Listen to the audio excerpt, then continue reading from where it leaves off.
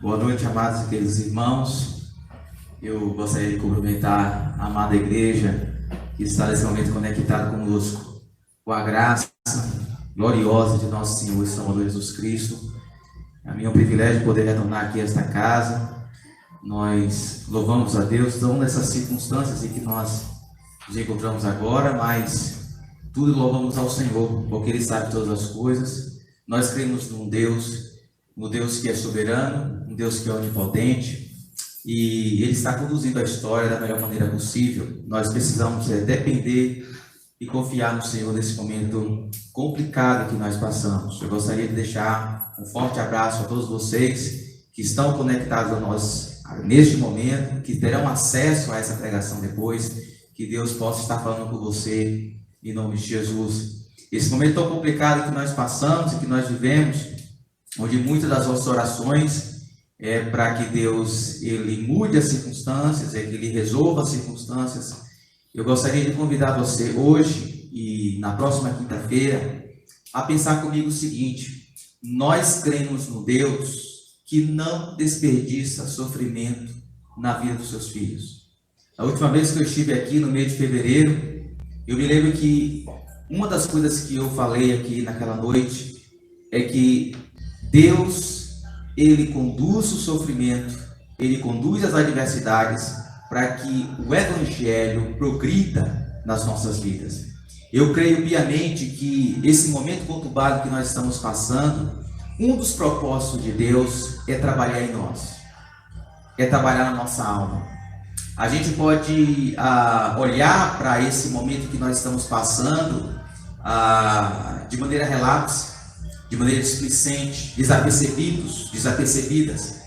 Ou nós podemos encarar esse momento de desaceleração da nossa alma, da nossa agenda, onde nós fomos forçados a ficar nas nossas casas em quarentena, e nas nossas casas, nos nossos lares, nesse momento de refúgio, a gente buscar a direção de Deus para o que Deus quer trabalhar em nós.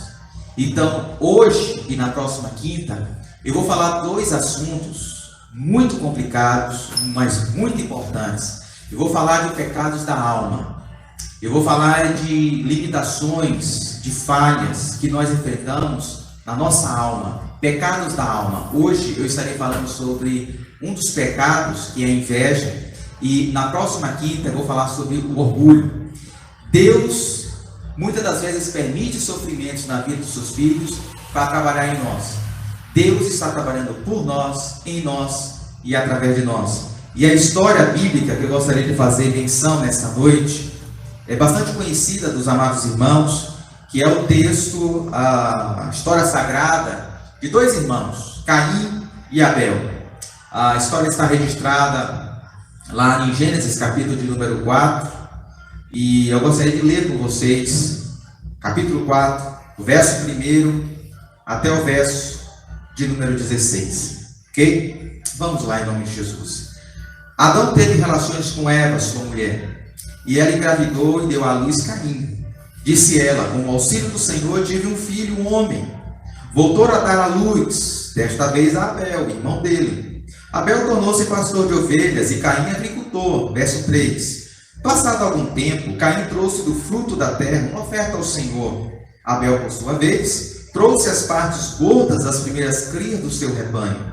O Senhor aceitou com agrado Abel e sua oferta, mas não aceitou Caim e sua oferta. Por isso Caim se enfureceu e o seu rosto se transtornou. O Senhor disse a Caim: por que você está furioso? Por que se transtornou o seu rosto? Se você fizer o bem, não será aceito? Mas se não o fizer, saiba que o pecado ameaça a porta. Ele deseja conquistá-lo, mas você deve dominá-lo. Disse, porém, Caim a seu irmão Abel: vamos para o campo. Quando estavam lá, Caim atacou seu irmão Abel e o matou. Então o Senhor perguntou a Caim: onde está seu irmão Abel? Respondeu ele: não sei. Sou eu responsável por meu irmão? Disse o Senhor: o que foi que você fez? Escute, da terra o sangue do seu irmão está clamando. Agora, amaldiçoado é você pela terra, que abriu a boca para receber da sua mão o sangue do seu irmão. Quando você cultivar a terra, esta não lhe dará mais a sua força. Você será um fugitivo errante pelo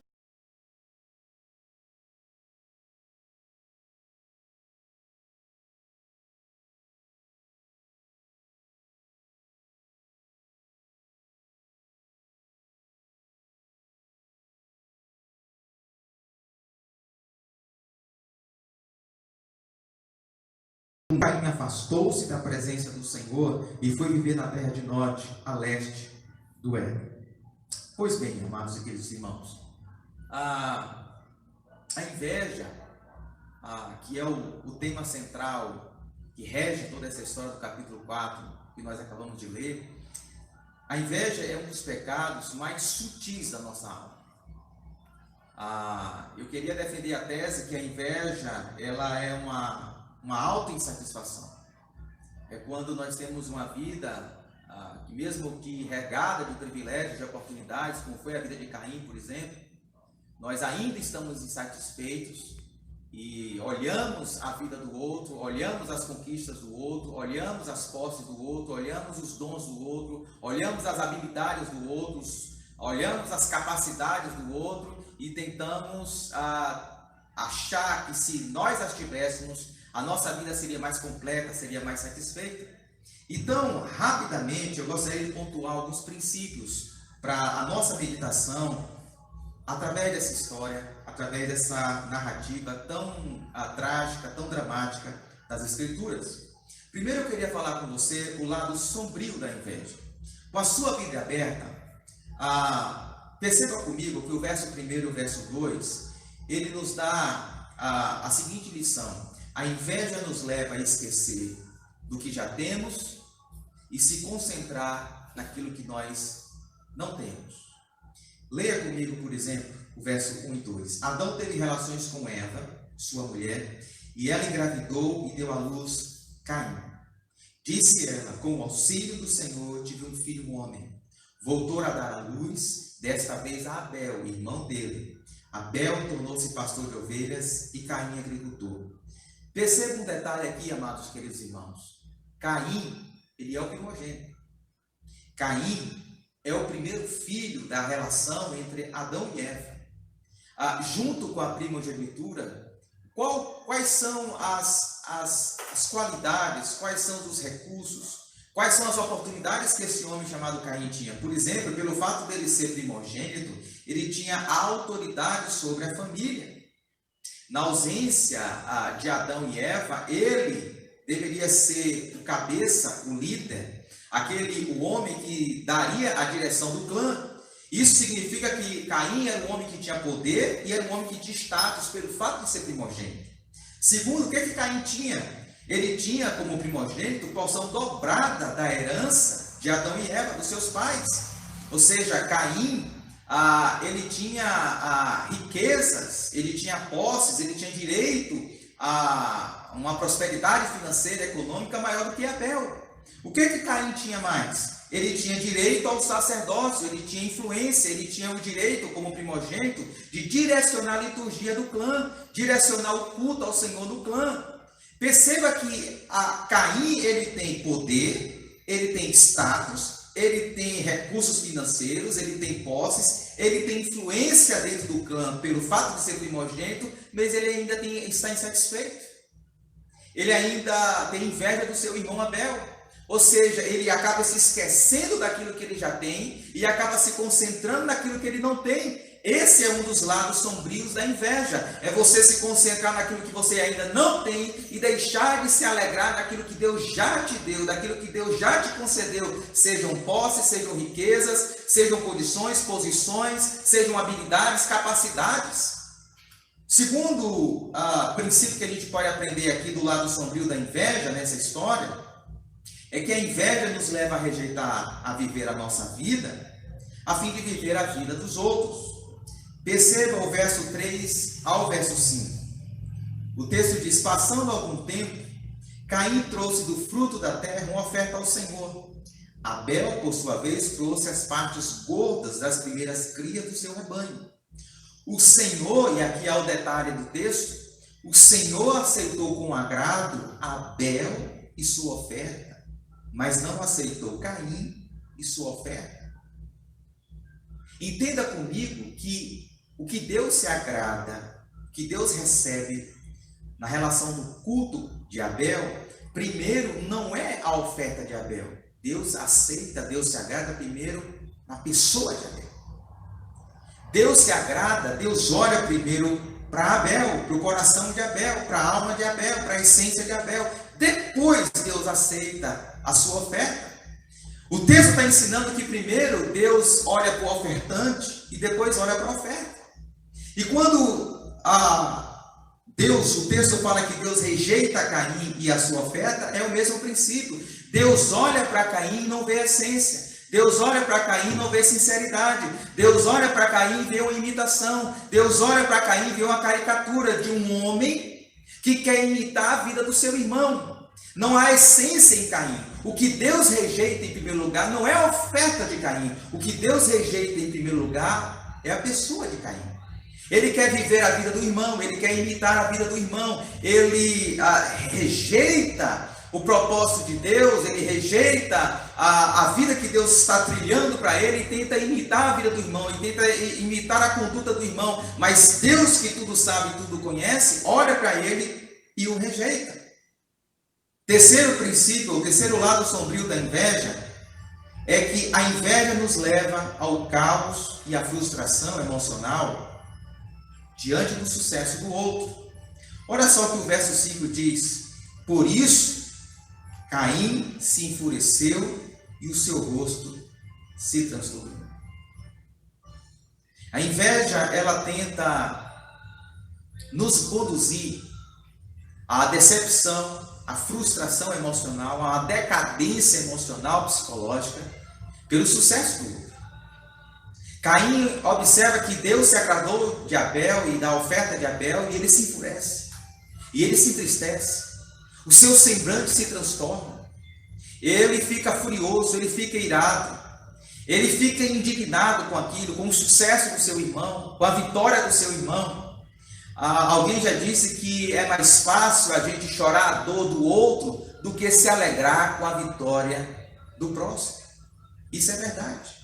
E nesse mundo das redes sociais, onde as pessoas postam aquilo que faz, aquilo que deixa de fazer, as suas conquistas, para onde vai, para onde viaja, para onde está, com quem está frequentando, os lugares que estão frequentando, e as pessoas colocam isso nas redes sociais, e volta e meia a gente está acessando ao que as pessoas estão fazendo, e constantemente o nosso coração pode ser assaltado pela inveja, pelo fato da gente estar observando aquilo que as conquistas do outro, as vitórias do outro, e com isso se entristecer, com isso ter o nosso coração assaltado por esse sentimento prejudicial e deletério.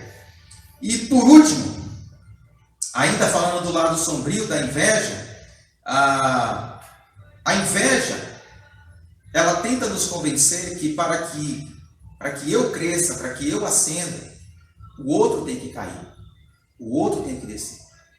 Para que eu conquiste, o outro tem que perder. Olha só o que o verso 8 diz. Disse, porém, Caim a seu irmão Abel: vamos para o campo. Quando estavam lá, Caim atacou seu irmão Abel e o matou. Essa história é trágica porque esse homem tem um coração tão assaltado pela inveja que ele não consegue conviver com a vitória do seu irmão, com a conquista do seu irmão. Então ele puxa o tapete de Abel. Ele comete um homicídio. Ele comete um assassinato. Aqui é a implicação mais dramática, mais trágica que a inveja pode levar. O fato das pessoas serem consumidas por essa inveja. Nós vivemos num mundo, num contexto onde no mercado de trabalho existe concorrência, onde na nossa profissão as pessoas tentam constantemente puxar o nosso tapete, onde no nosso ambiente social as pessoas estão uma concorrendo com a outra. E o caso aqui de Caim, ele literalmente tirou a vida do seu irmão Abel, porque ele não podia conviver com o fato de que Abel tivesse sucesso na relação com Deus e ele não. Tivesse sucesso na caminhada de vida e ele não. Então ele tira a vida do seu irmão inocente. Nós precisamos tomar cuidado com esses 4 princípios do lado sombrio da inveja. Nós precisamos tomar cuidado porque a inveja é um sentimento que brota automaticamente no nosso coração. O fato da gente, a gente não pode escolher o fato da gente ter ou não ter inveja, mas a gente pode lidar com isso. E é justamente isso que o Senhor desafia Caim. Porque o coração de Caim é sabotado, ele é tomado pela inveja, mas Deus desafia Caim pela sua graça a repensar a sua caminhada, a repensar a sua escolha, através da graça de Deus, tomar um novo caminho. E é justamente isso que eu gostaria de tratar nesse exato momento. Porque a graça de Deus se manifesta na vida de Caim, convidando Caim a tomar uma nova escolha na vida, a lidar, a administrar esse sentimento que brotou no coração dele, na ótica do Senhor. Leia comigo, por gentileza, o versículo 6 e 7, porque o versículo 6 e 7 vai nos ensinar que a graça de Deus sempre vem ao nosso encontro, nos convidando a repensar a nossa vida. O verso 6 e o verso 7 diz assim: o Senhor disse a Caim: por que você está furioso? Por que se transtornou o seu rosto? Se você fizer o bem, não será aceito.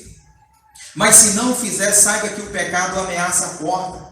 Ele deseja conquistá-lo, mas você deve dominá-lo. O que Deus está questionando de Caim, de maneira graciosa, de maneira misericordiosa, Deus está falando o seguinte para Caim: não se deixe dominar pela inveja. Eu sei, Caim, a inveja brotou no seu coração, mas você não pode deixar que ela te domine. Você não pode deixar que ela direcione as suas atitudes. Você não pode deixar que ela guie a sua prática, a sua agenda, aquilo que você vai ou não deixar de fazer. Você pode dominá-la. Você pode escolher vencê-la, você pode escolher subjugá-la, você pode escolher ultrapassá-la, vencê-la pela minha graça. O que Deus está convidando Caim aqui pela sua misericórdia, pelo seu favor merecido, é Caim repensar a sua vida, é Caim repensar as suas atitudes, é Caim, diante dessa fúria que ele se encontrava, seu rosto transtornado, Deus, ele convida Caim o seguinte: faça o bem. Se você fizer o bem, se você escolher o caminho da minha palavra, se você escolher o caminho do meu reino, você também vai ser aceito. Se você dominar esse sentimento prejudicial pelo meu poder, pela minha graça, você vai ser aceito. Gente, é a graça de Deus vindo na minha e na sua direção, nas nossas direções, constantemente nos convidando a um novo direcionar de vida. Diante dos pecados da nossa alma, diante de sentimentos que brotam na nossa alma, sentimentos de inveja, sentimentos de ira, sentimentos de indignação, diante desse transtorno, diante dessa guerra que acontece na nossa alma, diante dessa luta que acontece no nosso interior, Deus está nos convidando a nos render à sua graça. Deus está nos convidando a redirecionar aquilo que está nas nossas emoções, aquilo que está no nosso psicológico, a redirecionar a luz do poder, da graça e da misericórdia do Senhor. Constantemente o nosso coração é assaltado por esses sentimentos. E isso é uma tentação que todos nós somos alvos, todos nós somos vítimas, mas o fato dessa tentação brotar no nosso coração não significa, à luz da história de Caim, que nós precisamos nos render a ela. Que o texto termina dizendo o seguinte: você, Caim, deve dominar. Você, Caim, deve ser forte. Você, Caim, tem uma outra opção. Você, Caim, tem um outro caminho. Você, Caim, tem a opção de, em vez de se indignar pela vitória do seu irmão Abel, você se alegrar com a vitória de Abel, você celebrar a vitória do seu irmão Abel, você fazer parte das conquistas do seu irmão de Abel e fazer da vitória de Abel, fazer da vitória do seu irmão a sua vitória também. No entanto, diz a história que essa não foi a escolha de Caim. E aí no verso 10 até o verso 12, diz o seguinte, que a graça, é o que nós podemos aprender, que a graça se revela de maneira comumente, em forma de disciplina, nos desafiando a voltarmos ao caminho. O verso 10 diz assim: disse o Senhor, o que foi que você fez? Escute, da terra o sangue do seu irmão está clamando. Agora amaldiçoado é você pela terra, que abriu a boca para receber da sua mão o sangue do seu irmão. Quando você cultivar a terra, esta não lhe dará mais a sua força. Você será um fugitivo errante pelo mundo. Irmãos, a gente não gosta de disciplina, mas a disciplina é um instrumento que Deus se faz para consertar a nossa rota, para realinhar a nossa vida, para reconduzir o nosso coração ao propósito dele. Muitas das vezes, e as Escrituras é recheada dessa lição, muitas das vezes Deus permite sofrimentos, Deus permite situações adversas na nossa vida, Deus permite situações complicadas na nossa vida. Por exemplo, hoje nós estamos convivendo com uma pandemia que nós acreditamos que Deus tem um propósito maior acima de todas as coisas, e um dos propósitos de Deus é revelar de fato quem nós somos, é mostrar para nós que de fato nós somos seres limitados, é mostrar para o mundo que o homem sem ele não é nada, que o homem precisa se voltar para Deus. Então Deus, ele conduz os sofrimentos, Deus, ele conduz as adversidades para nos ensinar, para nos treinar, para reconduzir as nossas vidas. E Deus aqui está prometendo disciplinar Caim por conta do pecado que Caim cometeu, por conta do assassinato que Caim cometeu. Deus está prometendo permitir uma disciplina, de fato, quando Caim plantasse, quando ele praticasse o seu trabalho, a sua profissão de agricultor, a terra não daria o seu fruto. Porque o fato da terra dar o seu fruto é obra de Deus, e Deus está falando o seguinte: olha, eu não vou abençoar a sua plantação, eu não vou abençoar a sua semeadura. E isso é uma disciplina de Deus para amolecer o coração de Caim. Muitas das vezes somos alvo da disciplina de Deus, somos alvo de situações adversas na nossa caminhada de vida, porque Deus, não é porque Deus não nos ama, não é porque Deus não esteja conosco, não é porque Deus nos abandonou, mas porque Deus nos ama demais para que a gente continue no mesmo caminho. No entanto, qual é a resposta de Caim diante do mover de Deus, do mover disciplinador de Deus? O verso de número 9, por exemplo, Deus faz uma pergunta para Caim. Então o Senhor perguntou a Caim: onde está seu irmão Abel? Respondeu ele: não sei, sou eu o responsável pelo meu irmão? E aí o verso 13 até o verso 16 diz assim: e qualquer que me encontrar me matará.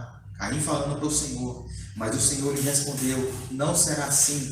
Se alguém matar Caim, sofrerá 7 vezes a vingança. E o Senhor colocou em Caim um sinal para que ninguém viesse a encontrá-lo e o matasse. Então Caim afastou-se da presença do Senhor e foi viver na terra de Nod, a leste do Éden. O princípio que a gente pode tirar desses textos é o seguinte: a humildade é o pré-requisito fundamental para que a graça de Deus nos redirecione. Eu costumo dizer, amados queridos irmãos, que mais perigoso do que o pecado é a negação do pecado. Mais grave do que o pecado é quando nós negamos que de fato pecamos, que de fato erramos, que de fato falhamos. Mais pernicioso do que o pecado é o fato de nós racionalizarmos o pecado, de nós terceirizarmos o nosso pecado, de nós negarmos que nós falhamos e que nós erramos. E é isso que Caim está fazendo. Leia comigo, por exemplo, que Caim dá 4 respostas para Deus, diante do mover de Deus, querendo reconduzir Caim, querendo produzir arrependimento em Caim, querendo redirecionar o coração de Caim. Caim dá 4 respostas. A primeira resposta que Caim dá é a negação. Quando Deus pergunta, cadê o seu irmão? Ele diz, não sei. Sou eu responsável por meu irmão? Caim nega o que está acontecendo. Caim nega que pecou. Deus começa fazendo uma pergunta para que Caim se revele.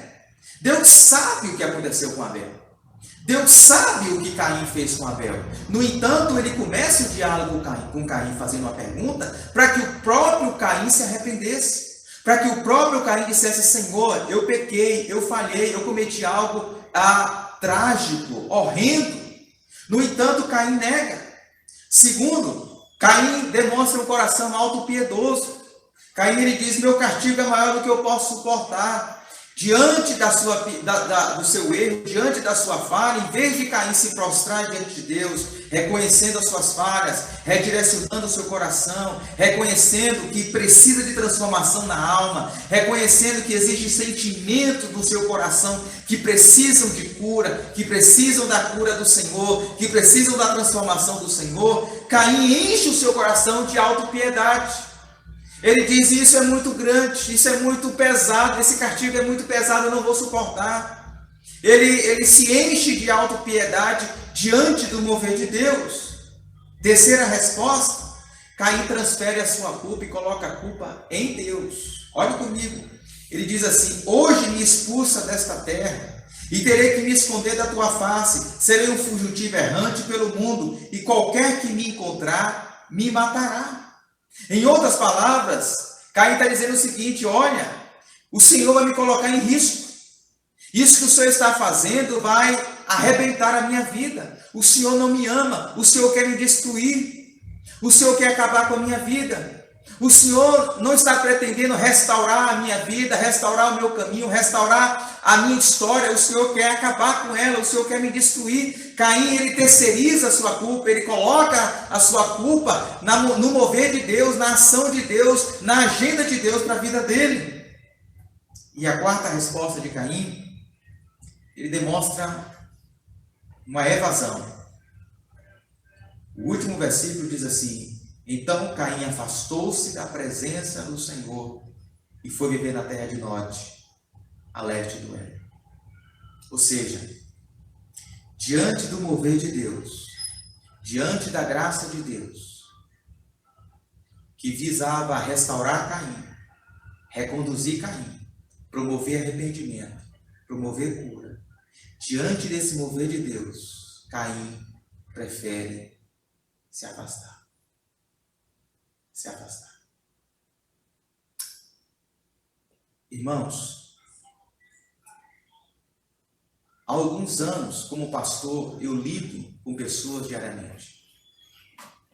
E se tem uma dificuldade que todos nós enfrentamos, é diante das nossas culpas, diante dos nossos erros, diante de situações da nossa alma que precisam ser transformadas, que precisam ser tratadas, que precisam ser curadas. Situações, sentimentos, pensamentos, emoções.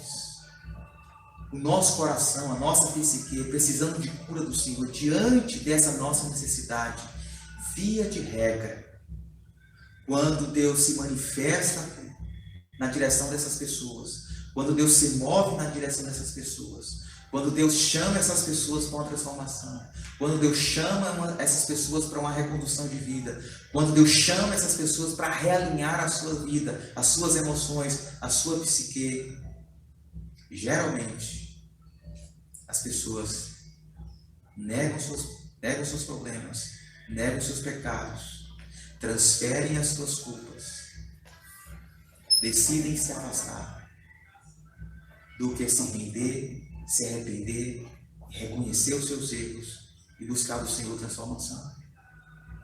Caim tomou o caminho do seu pai Adão. Diante do pecado do jardim do Éden, quando Deus pergunta, o que você fez, Adão? Adão nega. Adão coloca a culpa em Eva. Adão se afasta. Adão não tem a coragem de dizer, Senhor, eu pequei. O Senhor me deu uma direção, o Senhor me deu um mandamento, o Senhor me deu uma ordem, o Senhor me deu um ensinamento e eu falei, Senhor, me perdoa. Adão nega. Quando nós olhamos, por exemplo, a história de Saul, por que Deus rejeita Saul? Porque diante dos seus pecados, Saul, não, eu não fiz isso. Eu fiz por causa de fulano, eu fiz por causa de ciclano. Ele nunca chama para si a responsabilidade dos seus erros. É isso que Caim está fazendo. E todas as vezes que quando nós, diante dos nossos pecados interiores, das nossas lutas interiores, das nossas tentações interiores, diante das nossas demandas interiores, da nossa alma, todas as vezes que nós negamos, todas as vezes que nós nos evadimos, todas as vezes que nós transferimos a nossa responsabilidade, da nossa culpa, não há cura, não há transformação, não há restauração. E nós podemos passar as circunstâncias adversas que forem. Deus pode manifestar sua disciplina como for. Deus pode falar conosco como for. A gente não transforma, a gente não cresce, a gente não amadurece.